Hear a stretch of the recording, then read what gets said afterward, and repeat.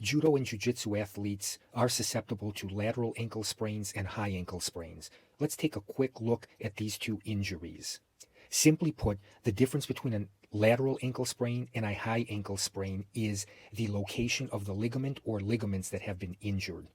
The ankle joint is composed of three bones: the thick tibia on the medial side, inside part of the leg, the thinner fibula on the lateral side or outside part of the leg, and the talus. In a lateral ankle sprain, we've all had the experience of rolling the ankle where the plantar aspect of the foot, the sole of the foot, points inward toward the midline of the body.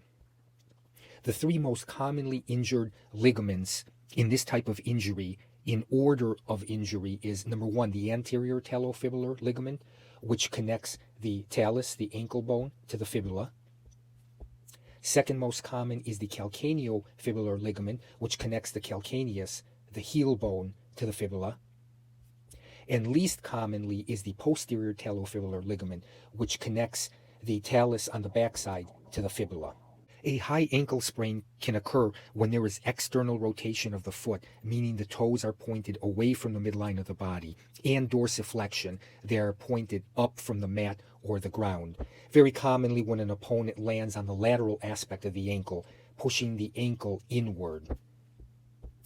This external rotation, dorsiflexion, and inward pressure pushes the talus up into the space where the tibia and fibula are, causing the injury. The three most commonly injured ligaments in a high ankle sprain are the anterior tibiofibular ligament, which connects the tibia with the fibula on the anterior front part of the ankle, the posterior tibiofibular ligament, which connects the tibia with the fibula posterior side, meaning the back side, and this very thick ligament that runs from the ankle close to the knee, the interosseous membrane, otherwise known as the middle tibiofibular ligament.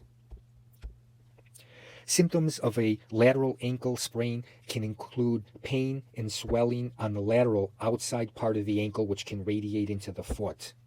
Symptoms of a high ankle sprain can include pain and swelling higher up, which can radiate into the foot and up into the knee joint. There are three grades of injuries. In a grade 1 injury, the ligament, which is composed of thick fibrous bands, is stretched beyond its normal capacity but not torn. In a grade 2 injury, there is a partial tear. Some of the fibers have been torn. And in a grade 3 injury, there's been a complete tear of the ligament.